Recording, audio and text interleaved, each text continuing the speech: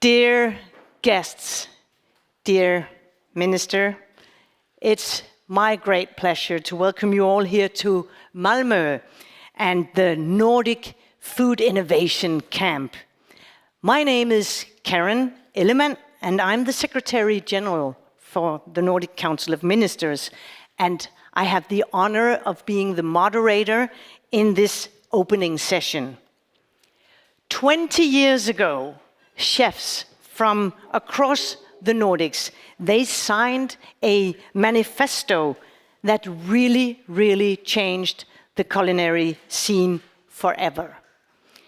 And you have all been invited here today, of course, to mark this 20th anniversary that really started this new Nordic food movement.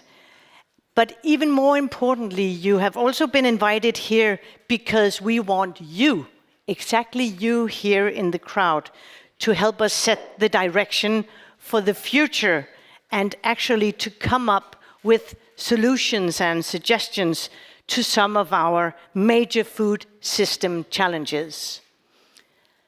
I grew up in Denmark, and I have to be honest that my childhood food actually consisted of a lot of processed meat.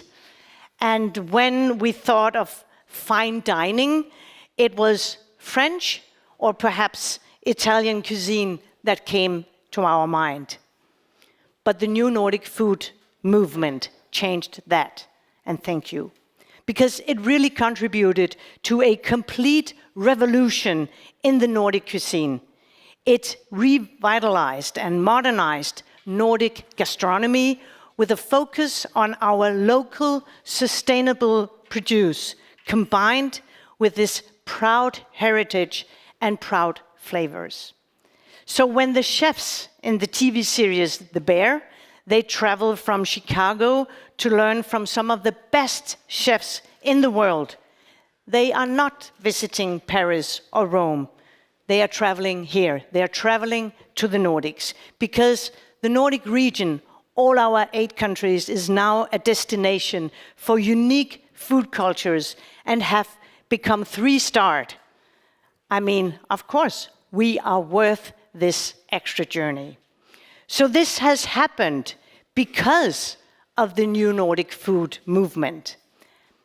Our food systems are, of course, essential for the green transition, for the whole resilience of our societies, and for the health and the well-being of our inhabitants. But we do have some work to do, let's be honest, because the food that we eat and produce is not sustainable enough. Around 1/3 of the total greenhouse gas emissions stems from our global food systems. And despite this fact, a large part of the food that is produced goes to waste. Food waste must be placed at the top of the agenda and be made a central theme in relation to our climate, environment, preparedness, and economy. In the Nordic countries, we have made a commitment to actually halve the food waste by 2030. And it is a high ambition, and the Nordic cooperation is therefore strengthened and has strengthened these efforts through coordination, networks, and of course also knowledge-building activities. Approximately half of our Nordic population is today suffering from overweight and obesity. And this, no surprise, causes connecting diseases such as heart and cardiovascular diseases and diabetes, leading to reduced quality of life, premature deaths, and also big strain on the Nordic healthcare systems.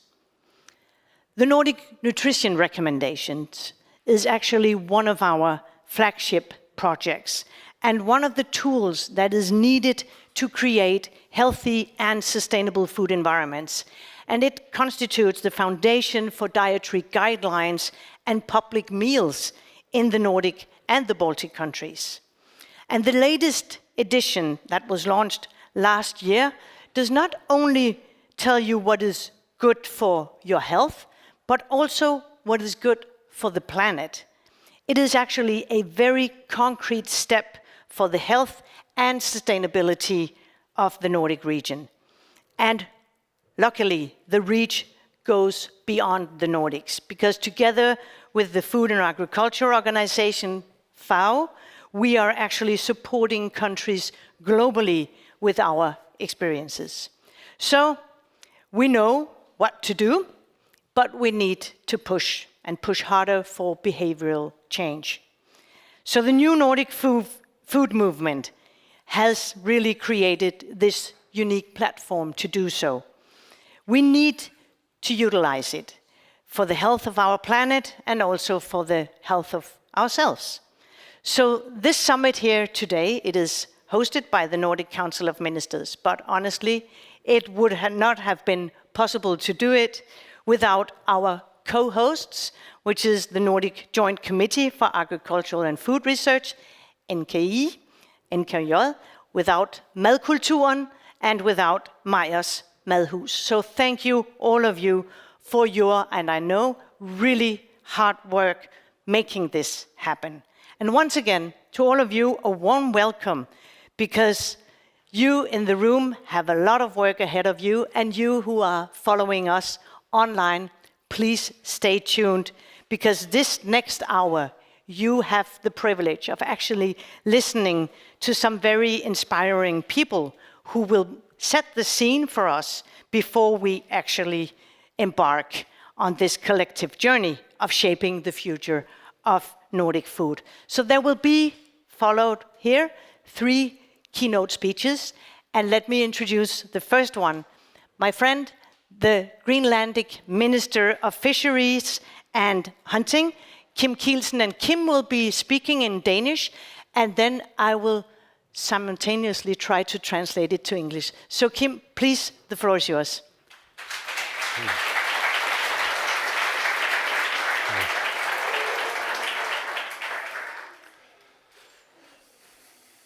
Rønner. Tak for muligheden for at deltage i Nordic Food Summit her i Malmø. Jeg glæder mig til at benytte lejligheden til at lytte til de spændende præsentationer, som er relevante for det, vi har startet i Grønland med forskellige projekter relateret til fødevaresystemer. And I thank you for the opportunity to actually participate in the Nordic Food Summit here in Malmö. And I will use this opportunity being here to listen to the exciting presentations which are relevant to what we have started in Greenland on different projects related to food systems. På grund af den fjerne beliggenhed og de unikke geografiske, klimatiske og kulturelle forhold er fødevaresystemerne og kostmønstrene i Grønland markant anderledes end de andre nordiske lande. Due to the remoteness and the unique geography, our climatic and cultural context, the food systems and the dietary patterns in Greenland are distinctly different from those in the other Nordic countries. Grønland skiller sig især ud på grund af sine ekstreme klimatiske forhold og større isolation. En del af fødevarelovgivningen er fortsat en dansk myndighed, og naalakkersuisut, den grønlandske regering, arbejder for udbedring af overtagelsen, inklusiv lovgivningsdelen. In particular, Greenland stands out due to its extreme climatic conditions and greater isolation. Part of the food legislation remains a Danish authority, and the Greenlandic government is working to investigate the takeover, including the legislative part. I dag har den øgede urbanisering, især i hovedstadsområdet Nuuk, ført til en større afhængighed af importerede fødevarer. Samtidig opstår der nye tendenser, især inden for grønlandsk mad, drevet af turisme og ny nordisk madbevægelser, som fremhæver kvaliteten og det unikke ved grønlandske fødevareprodukter, frisk fra fjorden og fra fjellet. Today, increased urbanization, particularly in the capital areas of Nuuk, has led to a greater dependency on imported food. At the same time, new trends are emerging, especially in Greenlandic food, driven by tourism and new Nordic food movements, which highlight the quality and uniqueness of Greenlandic food products, fresh from the fjord and the land. Jeg vil gerne opfordre til mere brug af lokale fødevarer på en bæredygtig måde med forsigtighedsprincippet i tankerne. Men her kan man også være for forsigtigt. En ressource, man kan miste en madressource, som næste generation ikke har kendskab til. I encourage to more use of local food on a sustainable way with the precautionary principle in mind. But even with the precautionary principle in mind, you can lose the food resource and you can lose the act of actually making sure the next generations knows about that.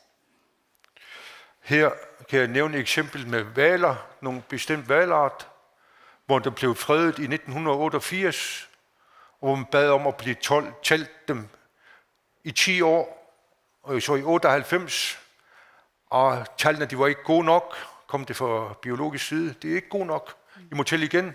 2008, der er masser af hvaler, nu, I må gerne skyde, men meldingen var så, nu er det blevet forsyndt, og så mister man en troen på bæredygtighedsprincippet og troen på forsigtighedsprincippet. There's a risk that we lose the faith in the precautionary principle because we see a tendency that specific whale arts have limitations that we do not definitely agree upon. So they are banned in 1988. How does the number of whales develop, and how do we get it in a sustainable way with the precautionary principle in mind? På den måde kan det grønlandske folk bidrage til at arbejde på et højere kvalitetsniveau for ressourcerne. Desuden bør alle mennesker have et mål om at bruge alt, hvad de tager fra naturen, så madspild undgås og minimeres. Dette bør være en del af uddannelsesprogrammet for offentlige skoler og den nye faktuel for Silla på Grønlands Universitet i Malmö. In that way, Greenlandic people can contribute to work on a higher level of the quality of the resources. And furthermore, all people should have a goal to use all what they take from the nature, so food waste are avoided and minimized. And it should be part of an educational program for public schools and the new faculty on Sila at the Greenlandic University i Limafik. Naalakkersuisut arbejder også på et udkast til en strategi for selvforsyning. På den måde kan Grønland være med til at reducere udledningen af drivhusgasser på et højere niveau. The Greenlandic government is also working on a draft strategy on self-sufficiency, and in that way, Greenland could be part of reducing greenhouse gas emissions in a greater level. Jeg har med glæde bemærket en ny tendens i Grønland, som jeg håber vil udvikle sig yderligere i fremtiden. Den nye tendens er, at flere familier bygger hytter i fjordene og på øerne. I have happily noticed a new trend in Greenland, which I really hope will develop further in the future. The new trend is that more and more families are building cabins in the fjords and on islands. Tendensen følges af et højere niveau af indsamling af lokale fødevarer til vinteren, ferien og sociale familiebegivenheder. Indsamlingen involverer også både børn og unge, hvilket har et uddannelsesmæssigt aspekt. Børn og unge får mere respekt for naturen og dens ressourcer. The trend is followed by higher level of collection of local food for the winter, the holidays and family social events, but the collection is also involving both children and young people, which have an educational aspect. Children and young people will get more respect for the nature and its resources. Mange familiemedlemmer går på rensdyr og moskusjagt, på fugle, sæl og hvalfangst, og mange fisker efter fjeldørred og torsk, hvilket giver mulighed for en højere grad af selvforsyning uden sprøjtemidler og hormoner. Many family members go caribou and musk ox hunting seals and whales and birds, and many on fishing for Arctic char and cod, which give opportunity for higher level of self-sufficiency without pesticides and hormones. Den lokale mad er ikke kun til maven, men også mad til sjælen og et sundere socialt liv og velvære. The local food is not only for the stomach, but also food for the soul and healthier social life and well-being. Jeg ønsker jer et konstruktivt møde i Malmø og en god jul som et godt nytår, og giv jer tid til at reflektere dagen og året, som er gået. I wish you all a very constructive meeting here in here in Malmö, and I wish you all a very Merry Christmas and Happy New Year, and please remember to reflect over the year that has passed. Thank you. Mange tak. Thank you so much. Thank you. Thank you very much, Minister Kielsen. Now I'm happy to present our first keynote speaker, a man who has personally inspired me as well.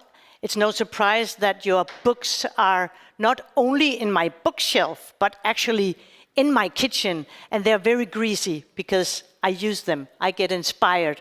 So, Claus Meyer, you are chef and food activist from Denmark. The floor is yours, and you have 15 minutes.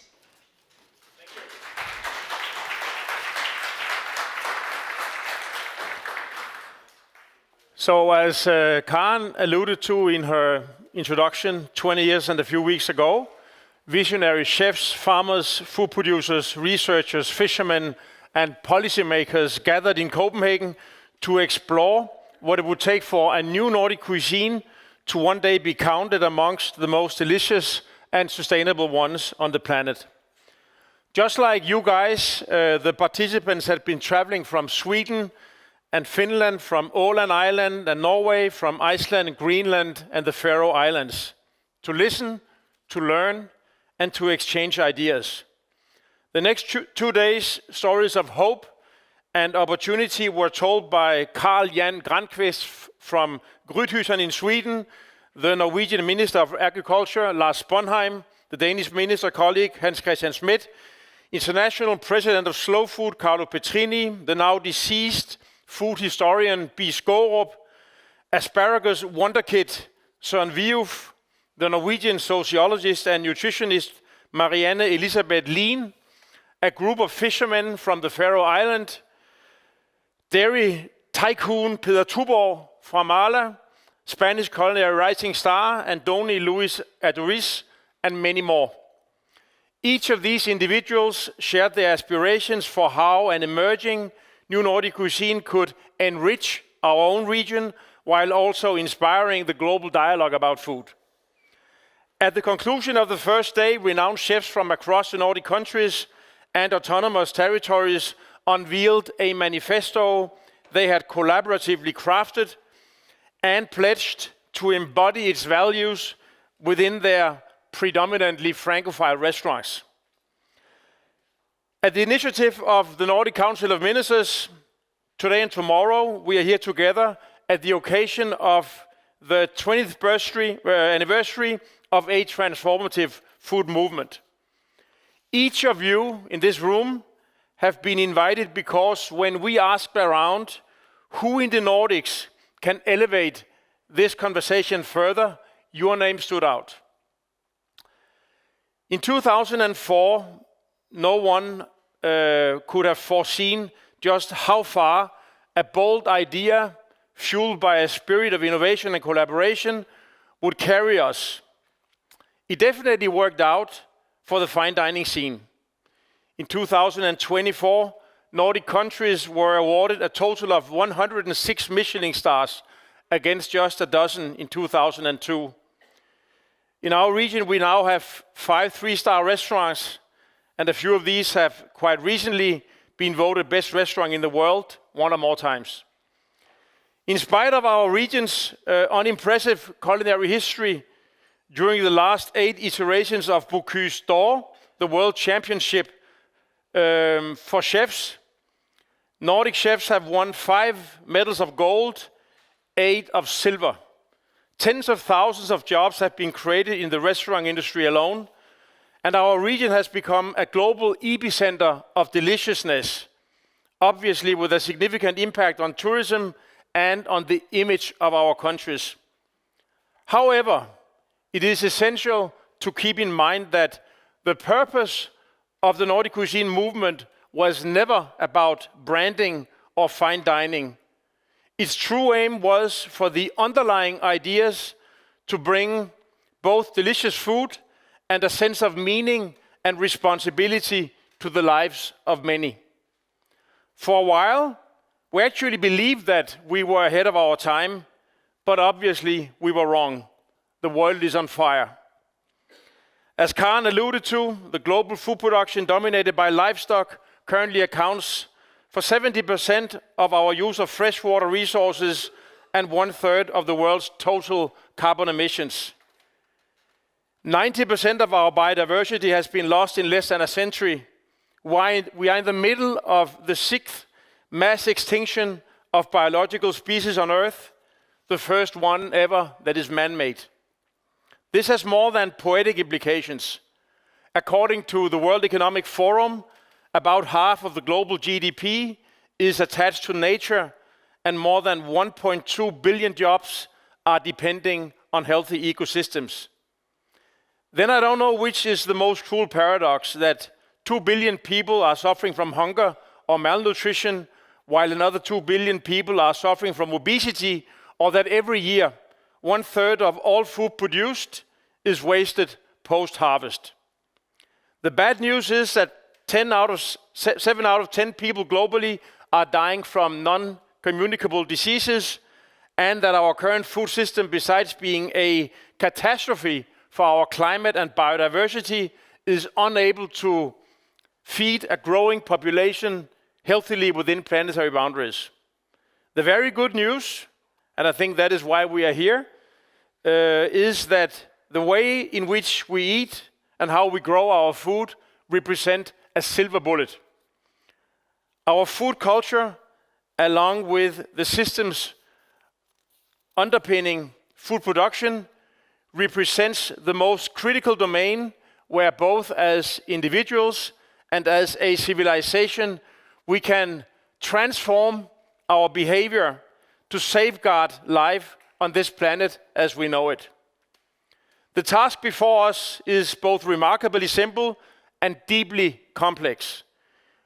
We must embrace a diet richer in vegetables, reduce our consumption of meat and processed foods, and drastically limit the staggering levels of food waste that persist. But it is not just the state of our planet that is in a critical condition. 1 in 8 people in the Nordic region suffers from mental illness, typically anxiety or depression. Mental illness is reaching epidemic proportions throughout the entire Western world and is by some considered our largest public health problem today. Recently, the University of Southern Denmark published a comprehensive study of 26,000 Danes' relationship to their inner self, the largest international study of the subject ever. The message was clear. 4 out of 5 are longing for spirituality, this being understood as a sense of peace, community, purpose, to wake up in the morning and believe in something, to take on a greater role in life, and to be in contact with nature. Unless things are drastically different in other parts of our region, these people are us. Our colleagues, our friends, our family. The meal originated when 1.9 million years ago, humans began to prepare food and eat food around a hearth. We are the only species that prepare our food. We are cooks. We are also omnivore. I believe that when the preparation of daily meals is disconnected from our lives, when we alienate ourselves from nature, and when we eat alone, we expose ourselves to a loss of history and meaning that probably cannot be overestimated. We are faced with a combination of several crises that we will never be able to overcome without a vast amount of central structural initiatives. We need continued investments in research and technologies that promote the production of sustainable and healthy foods based on plant and microbial proteins. Food waste at the level of production and distribution has to be dramatically reduced. Incentives, regulations, and legislation that can help recalibrate our agriculture must be accelerated. EU has to stop allocating research funds that favor the animal sector in Europe as a minimum 26 times relatively to the plant-based sector. I'm sure that you have hundreds of other ideas for how our governments can alleviate our problems. But it remains an undeniable truth that the food is not sustainable until it has been eaten. As the American farmer, poet, and activist Wendell Berry once said, eating is an agricultural act. And as one person in this room very often states, culture comes before politics. I'm convinced that the fight against both climate change and the double health crisis can be won in the kitchen and around the dinner table. But I'm not sure that it can be won without people like you. 20 years ago, former president of the Danish Gastronomic Academy, Jan Krag Jacobsen, was a mentor to me. He helped me get the Nordic cuisine movement off the ground. I'm truly honored to spend the next few days in this group. I do not have a formal role, but like Jan, I hope to be of service in ways beyond just these words of welcome. Thank you.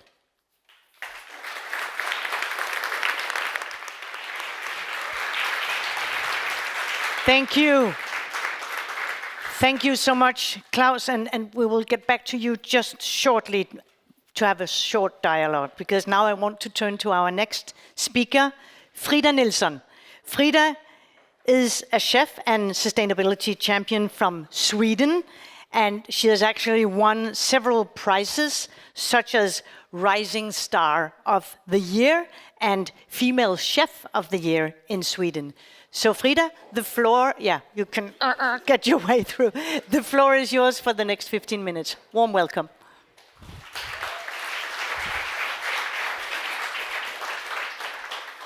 Thank you so much. So my love story with food started when I was very young. There's a lot of pictures of me when I'm 5 years old, standing next to the stove on a chair next to my grandmother in her place. And she was a hero for me because I loved her cooking.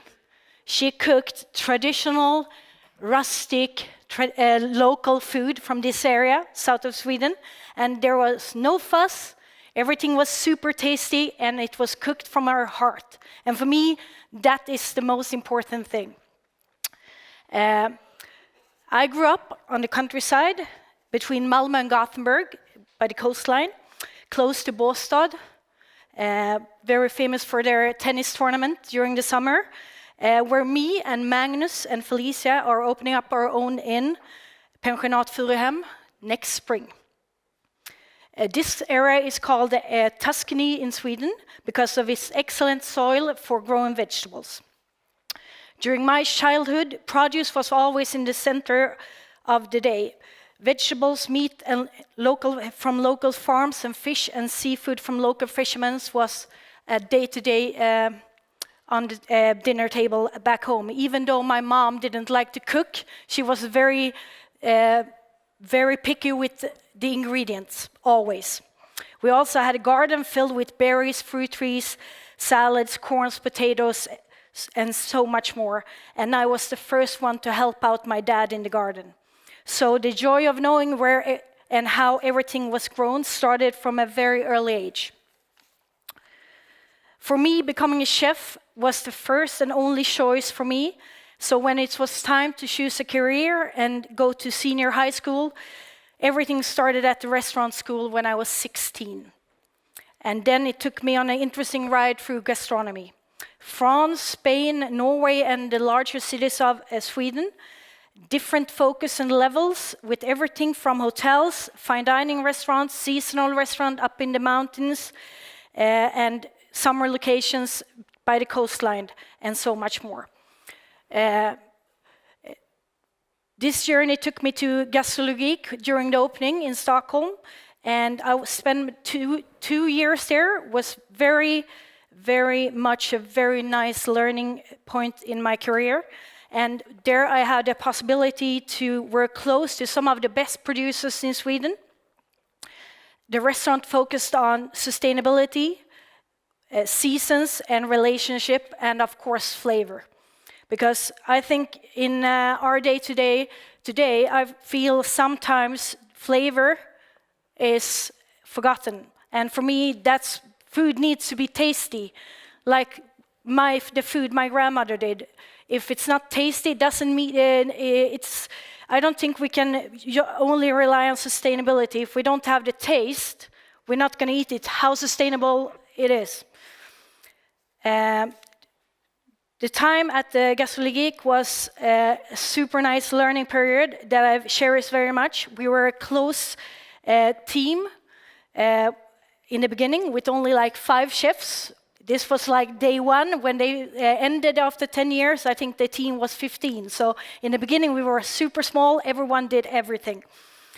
So, and in the beginning, it was a super flexible menu because we wanted to make the producers decide when we were going to update the menu. So sometimes we only got like 8 quails and maybe 1 dove. And so all the guests in the restaurant had different dishes.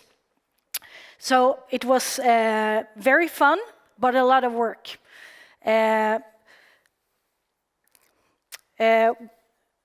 During spring and summer, we were out foraging before work and visited our local producers on a weekly basis. During the end of the summer and early fall, we made time to preserve produce to be using them during winter. When we wanted umami to season something, we wanted to avoid the Japanese soy sauce and try to make our own on jello peas. After a while, we achieved to create a recipe we were happy with. That was the plan from the beginning, to skip all produce outside the Nordic countries, 1 ingredient at a time. After Gastrologik, one of the best periods of my life were when I had a close partnership with an organic urban farmer here in Malmö. I worked as a head chef at the MJ's restaurant, a veggie-focused restaurant, but it was not the vegetarian restaurant. When we decided that we wanted to put the vegetables in as the main character on the plate, because I love cooking with vegetables and I find it more challenging, and that you can surprise the guest in a more positive way than just focus on meat or fish. So when we used meat or fish, it was carefully sourced and often local and organic. Never more than 80 grams on a main course. Because of the focus on the greens, we decided that we needed a partner who was a grower. The choice fell on Saba Nazarian, who was at that time the head farmer at Botillenborg, who we're going to later today, an urban farm in Rosengård in Malmö. Every year, we look through the seed catalog together and plan for which crops we were betting on this season. During March to October, most of the veggies came from Saba. During the season, we had close contact weekly, both during phone, but also that me and my team came to visit the farm. The menus was updated following the harvest calendar.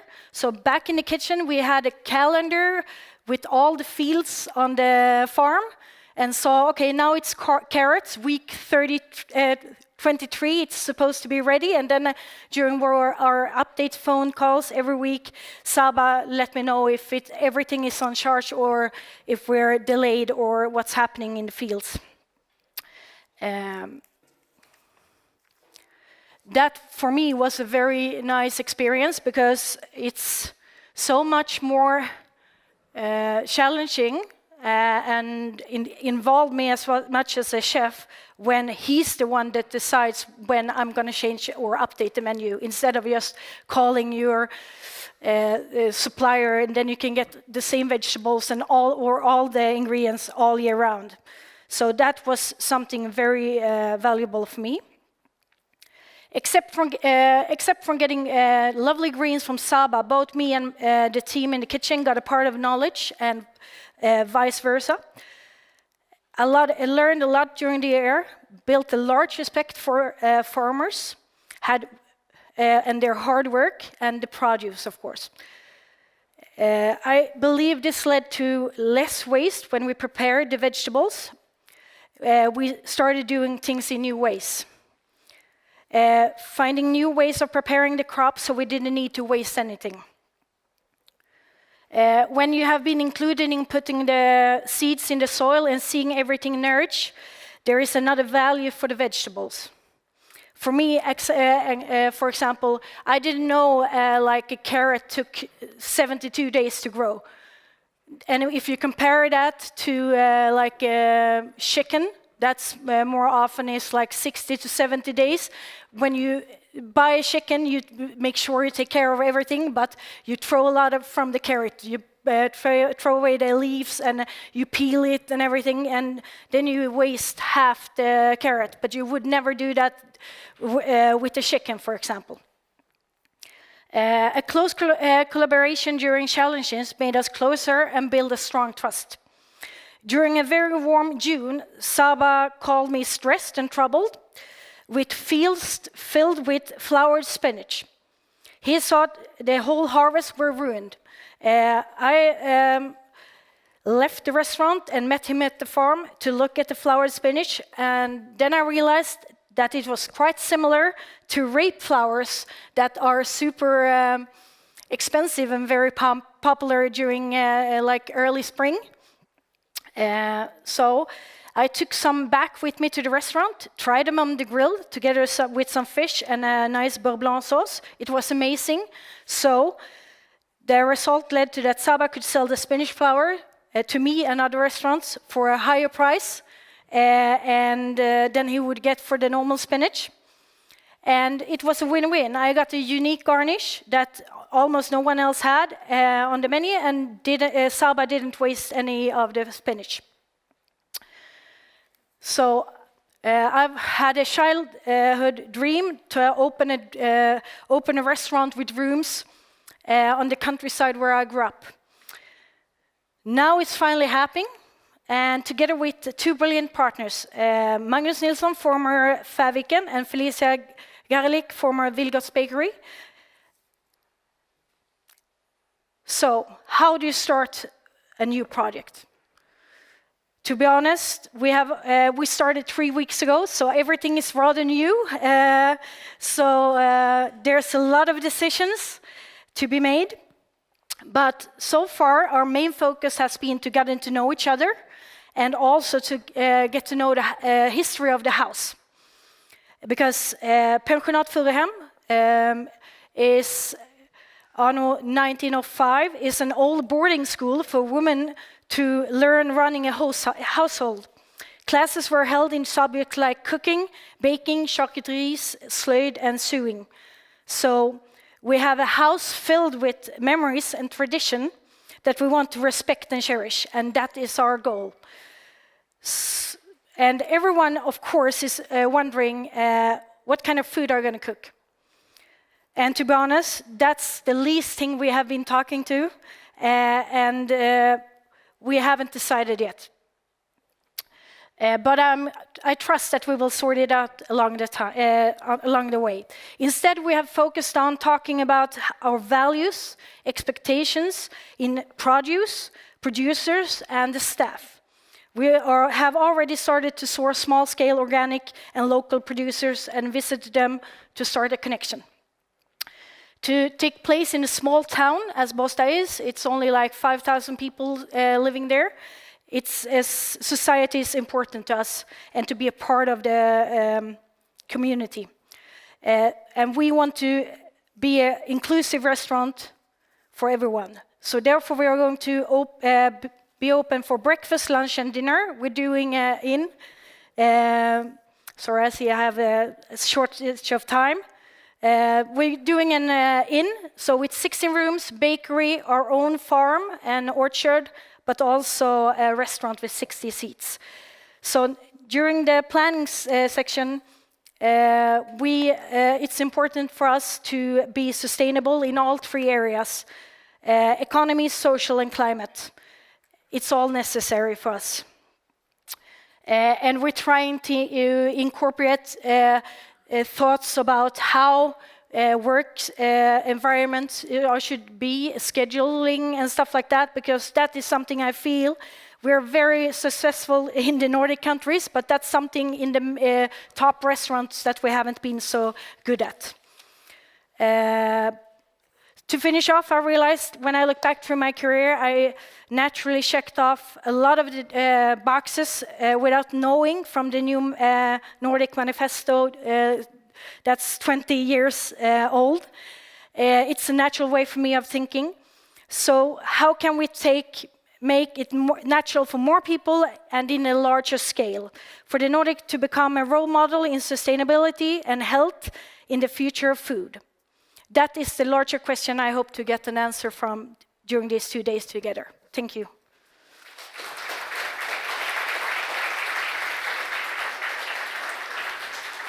Thank you.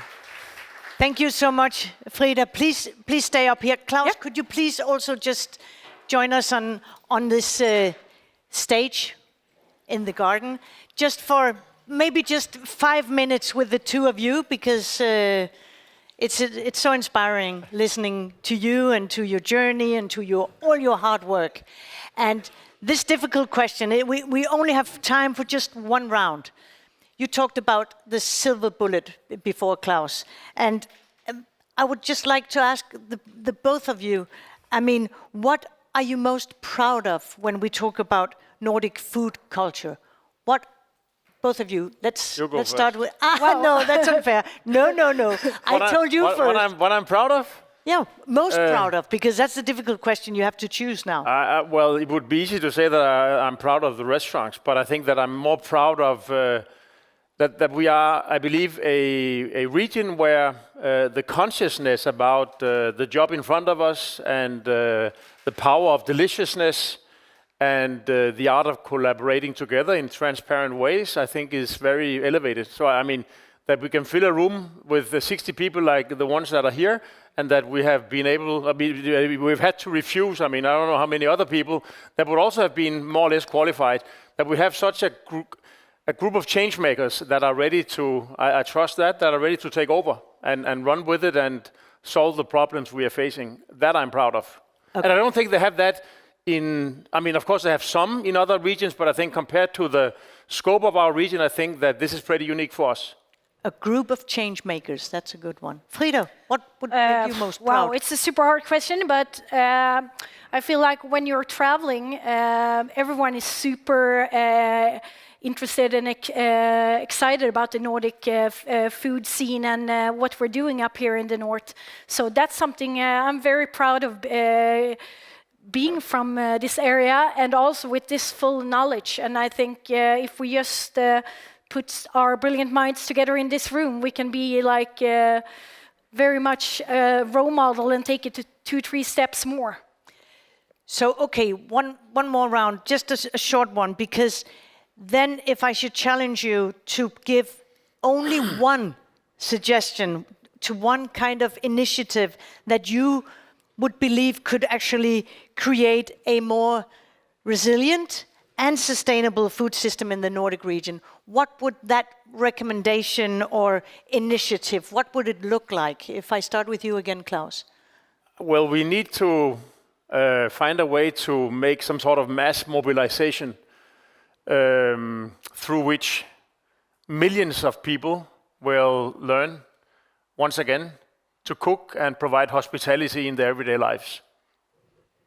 Freda?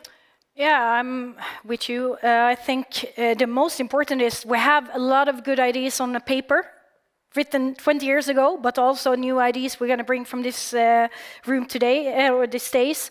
But how do we make it happen in larger scale? How do we talk about it in school? How do we get the movement with the larger food companies? How do we get, because restaurants is one thing, but we need to scale it up. Great.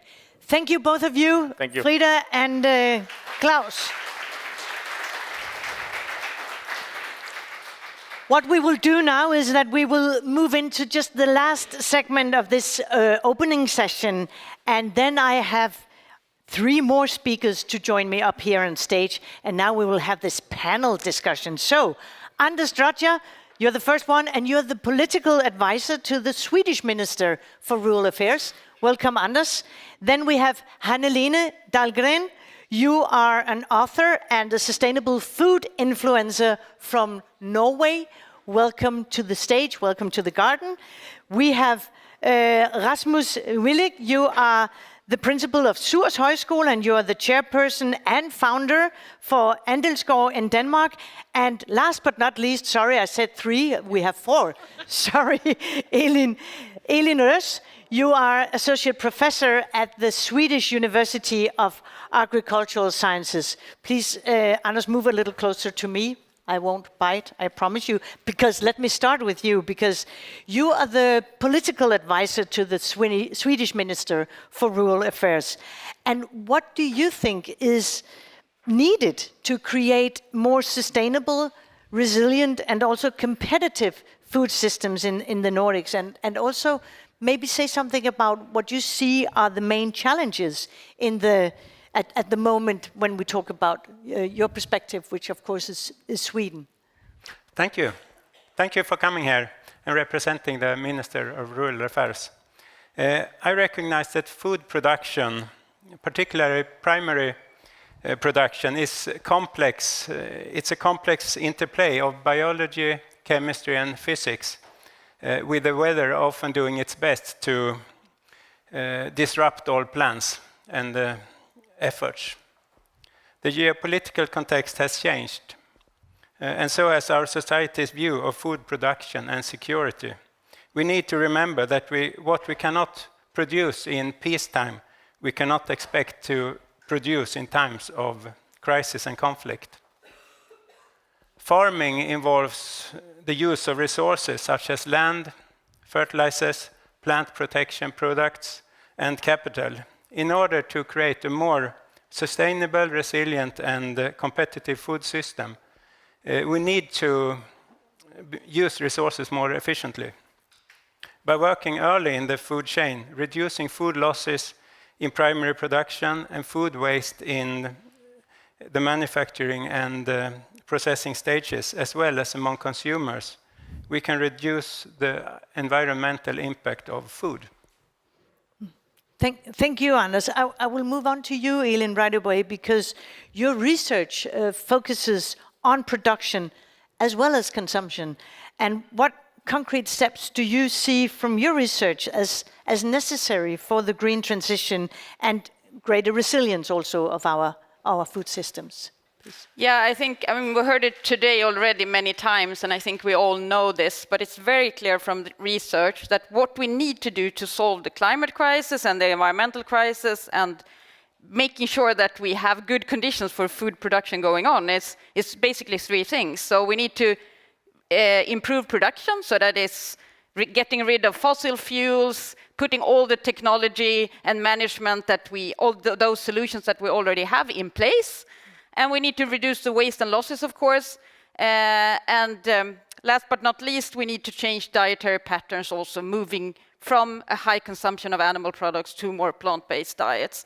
And the research and the scenario studies that I'm involved with, and this is shown by a lot of research, all show that we need to work with all these 3 solutions to solve this problem. Like the silver bullet we talked about before, yeah. Thank you. Rasmus, as founder of the whole association, Andelsgård, you kind of revive a tradition, this cooperative movement. I mean, does that mean that we actually have to look back to the past to deal with the future, or how come? Yeah, I think the idea of the cooperative movement is that a group of people or a bunch of people see a problem and they agree upon to go together and fix the problem. And we have serious problems now when it comes to climate and biodiversity crisis. And what we've done is that we just buy up a hectare at a time or a farm at a time, and then we move on to the next farm. And I think my calculations and the calculations that we've done is that we all have to become farm owners or landowners if we have to get through these crises. And it's because it takes a lot of capital to make the green transition. It's not just, we can't not just leave it up to the farmers. So, but we can't, of course, we don't have the time, all of us, to become farmers, and we don't have the skills. So the idea that we developed and also others is that you need to become a member of Andesgård or buy a stock, a share in a farm company and get involved in that way. And then we'll get through the crisis. That's the easy recipe. Well, Hanne, that really leads up to you, because our everyday meals at home, I mean, they clearly play a very big role in our food culture, but also for our health, our well-being. And what do you think then, from these perspectives you're getting here, what would be the most crucial steps that the consumer or the producer, but here we're talking about the consumer, can actually take to contribute to this more sustainable and, of course, also resilient food system? Well, there's so much to do, and it is at home we will solve this crisis. Like, we need the fine dining, right? We need it to be the inspiration. But what we do need now is the my dining, so the dining that's happening at your house. And I think I get this a question a lot from followers and from people I encounter with, and the one thing I always encourage them to do is to look at their normal week and see which meal is the one that you have like every day. You don't really think about it. It's the normal thing.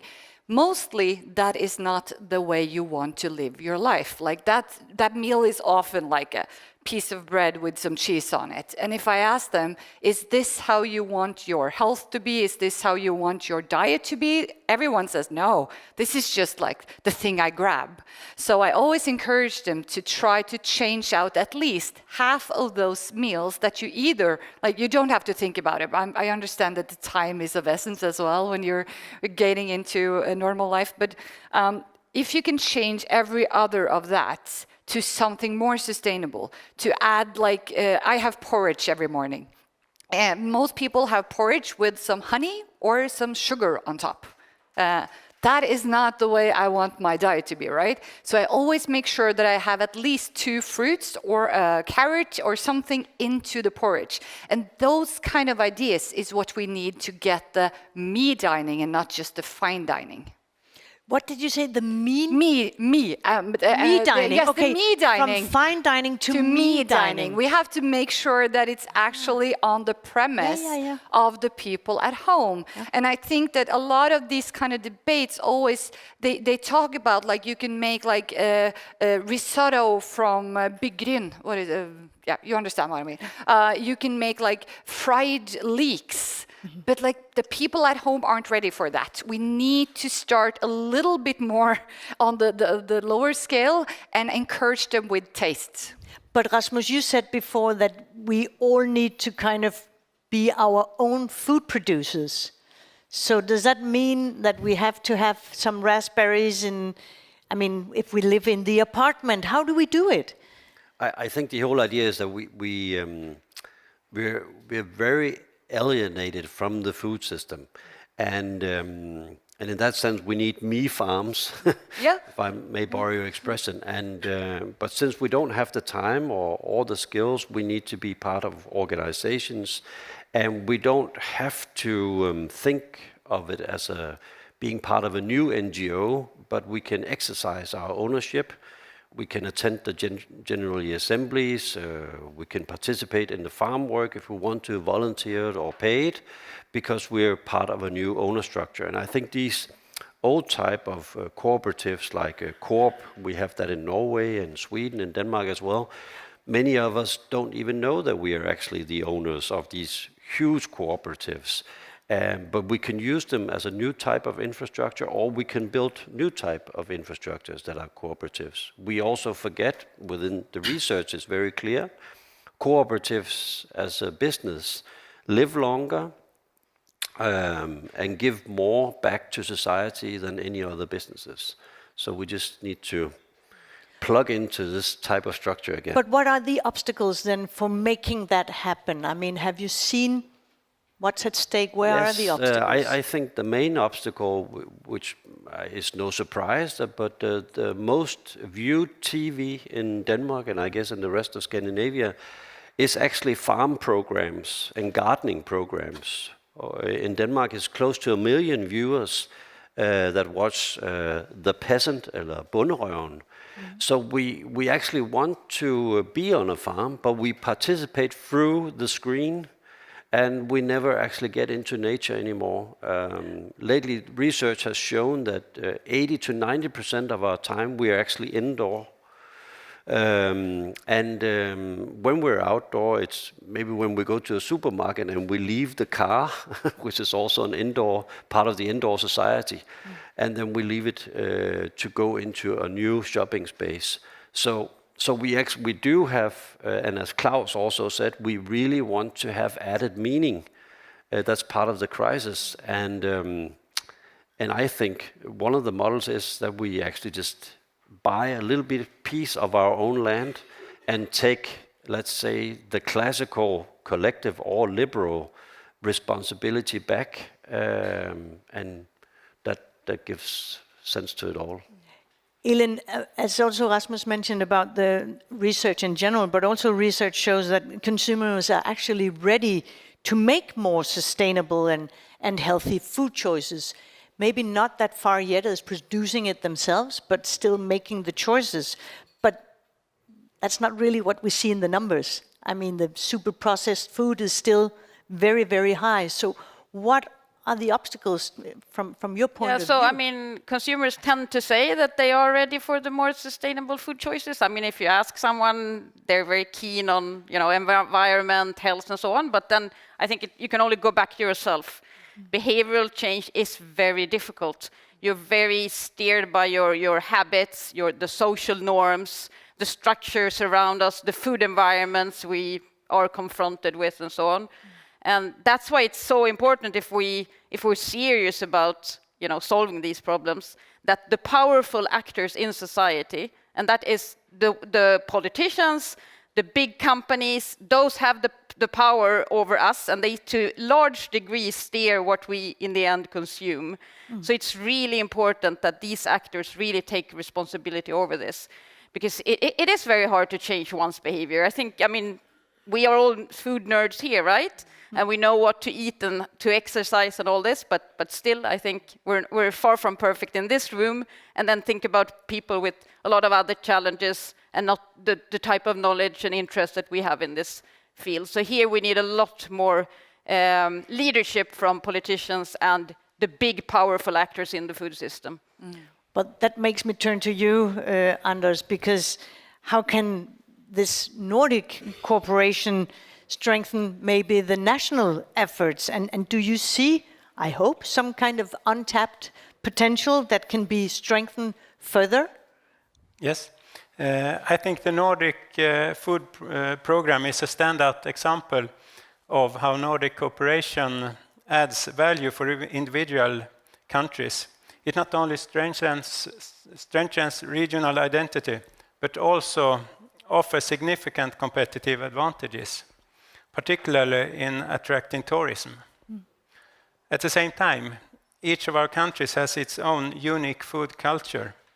Embracing these differences enriches our shared culinary identity and allows us to build on the diversity that makes the Nordic region so special. When it comes to untapped potential, I see significant opportunities in the aquatic products and production. By adopting a holistic perspective on the entire value chain, from producer to consumer, we can ensure these products remain attractive, healthy, and protein-rich options. There is great value in sharing knowledge and experiences across borders. While our countries often share similar challenges, the solutions may differ, and there is much to gain by working together. Thank you. I'll turn to you again, Hannah, because system change, we talk about it, it takes time, right? It really takes a lot of time. We are a lot of people gathered here, and we are the impatient one.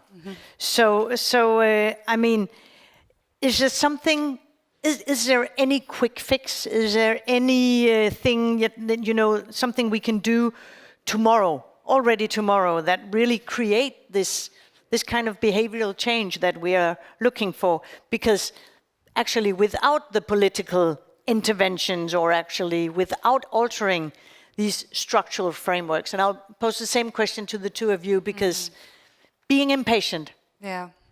Well, without doing anything political, I don't think we get a mass change tomorrow. That's just not possible. We need policy change. We need incentives for people to eat more sustainably.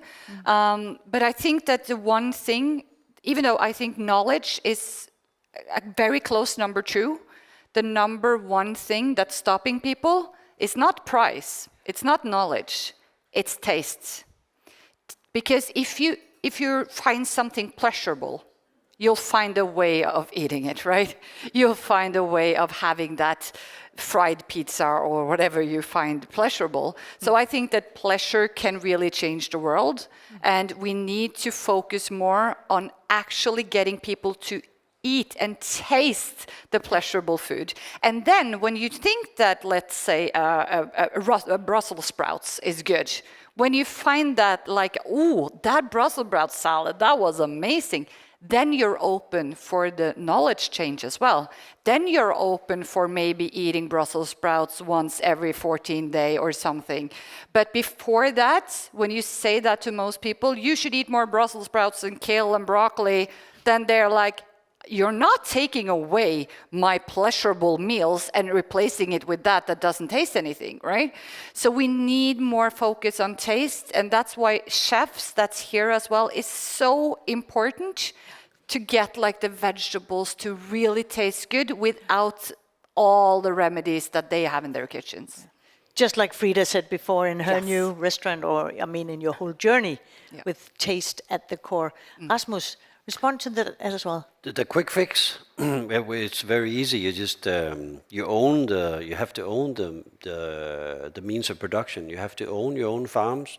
You have to own your own restaurants. I like the idea, or in our family, we like the idea that when we buy something, we want to also be the owners of the place. And there are several models that you can own a little piece of a restaurant, and you can own a little bit piece of a farm. And just as I'm a consumer at the Coop, I can also be an owner, a small part of a supermarket. And the idea is then that you actually take responsibility. Right now we are in a situation where we actually learned that each time we have a problem, now we have huge problems, we just blame the politicians.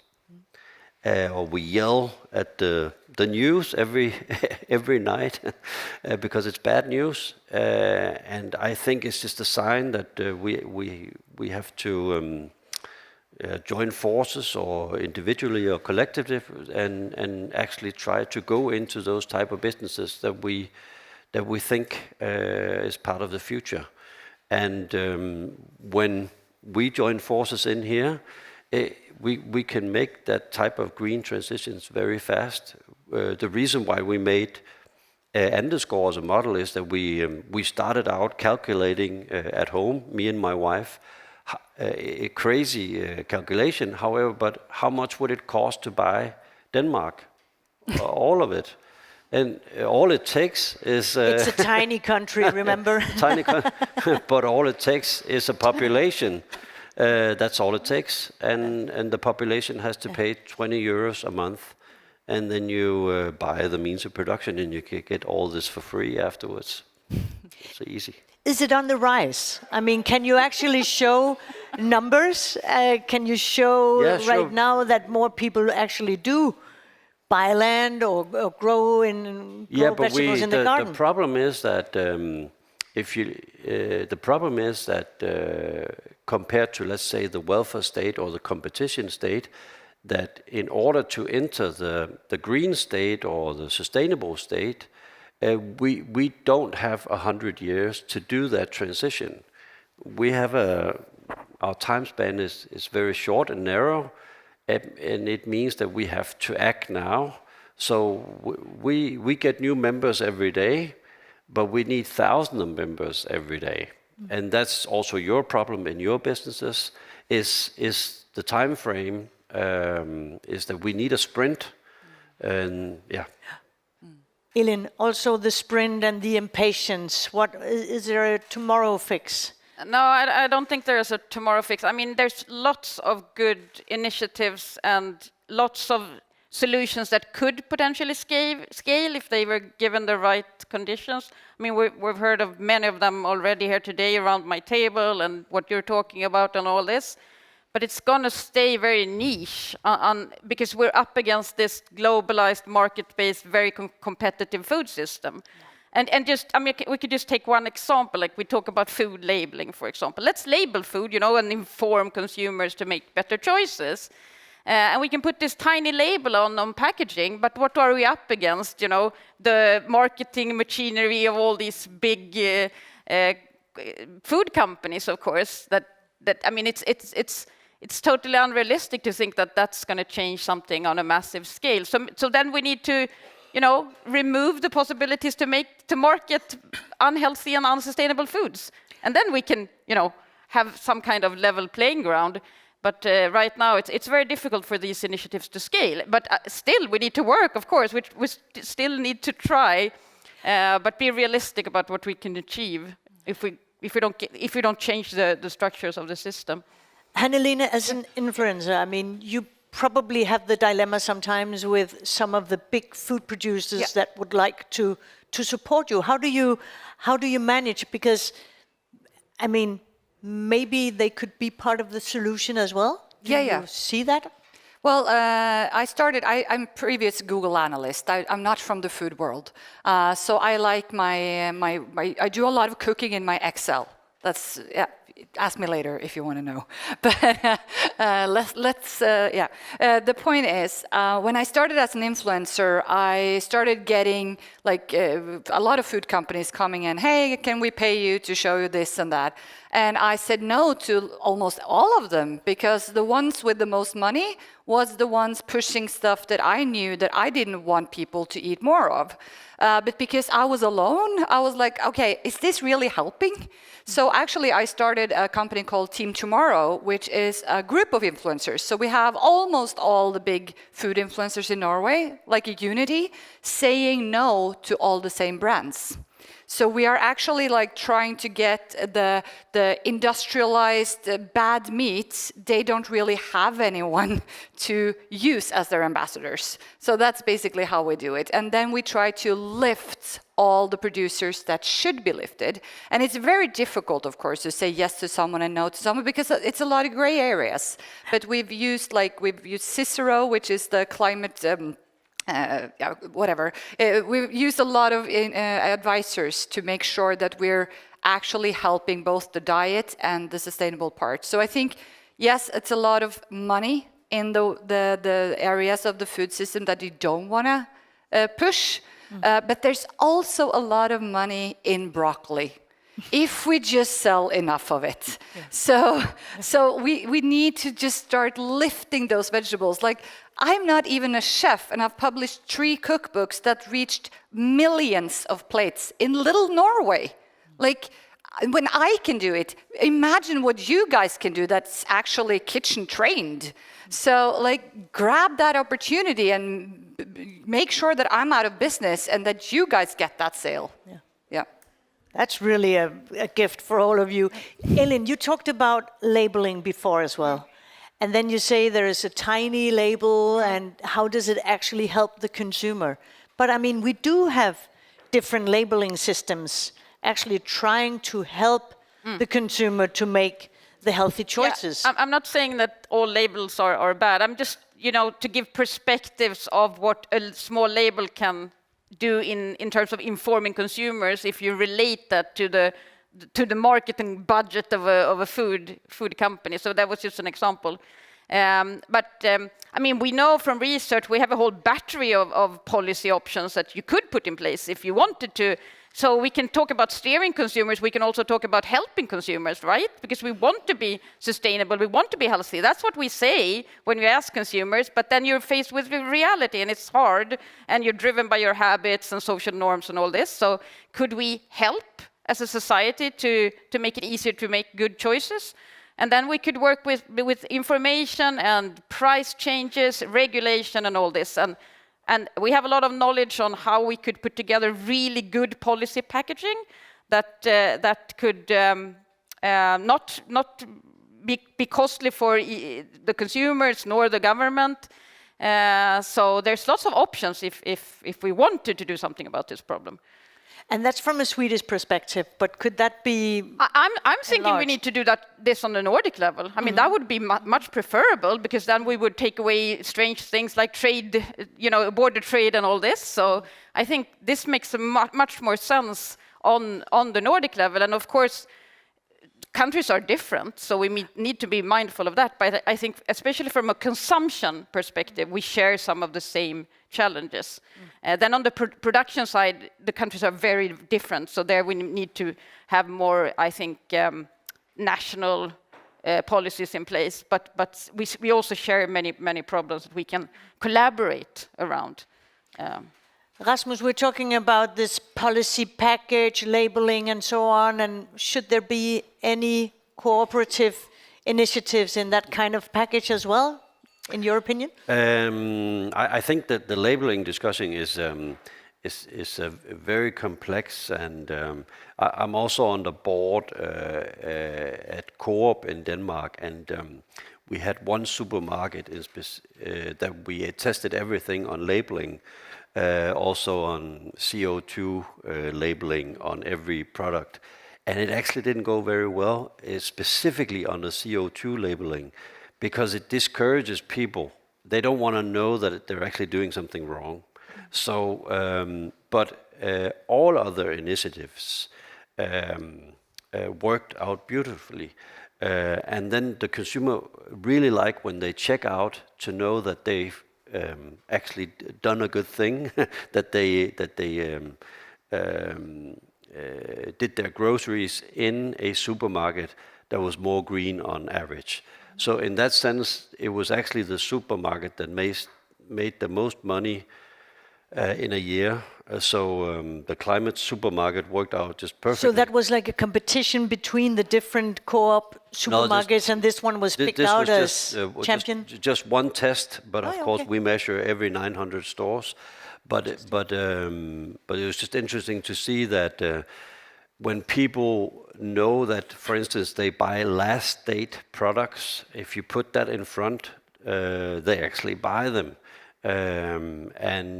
Which makes your food waste go down immediately.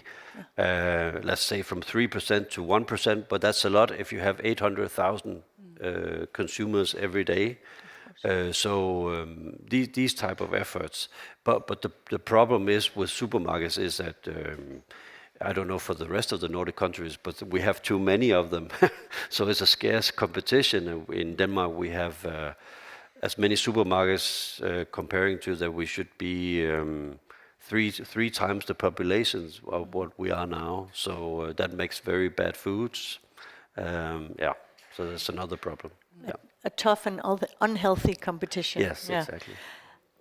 We're coming to an end, but I promised to give you, Anders, the last round, because all the participants here, as you know, they will both today, after this session, and tomorrow, you will be moving into this innovation camp to actually come up with recommendations and solutions how to tackle all these challenges that we've talked about here in this panel.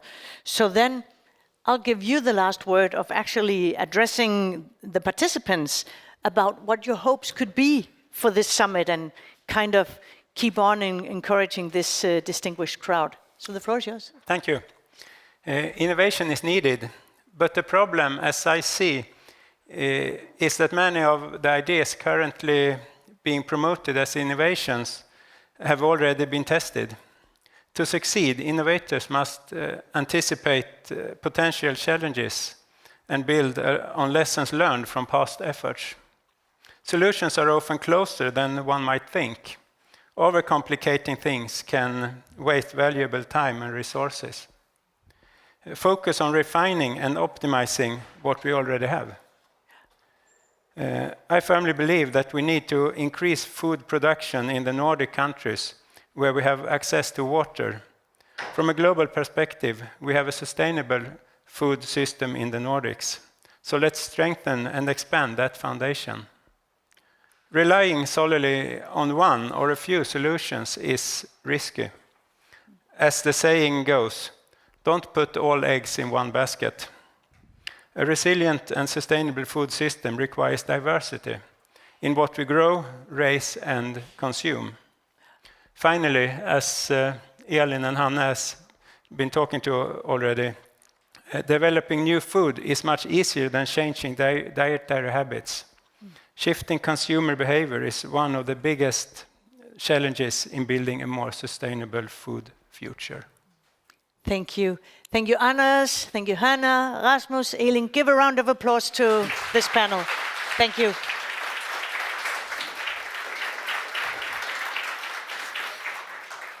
As I promised, we are coming to an end of this opening session, and well, I can assure you all that I also look very much forward to deep dive into your recommendations that will be the result of this two-day summit. And I really hope that this will be the spark that ignites a new food movement in our Nordic region and beyond. So thank you, all of you who has also been following us online here, and thank you to the speakers here in this opening session. Continue to follow us online at norden.org for updates, and of course also to follow us for the following report that will come out of this summit, and it will be published not in the year 24 because it's running out. So it will be in 25, but it will be very quickly next year, early next year, I promise you that. So thank you.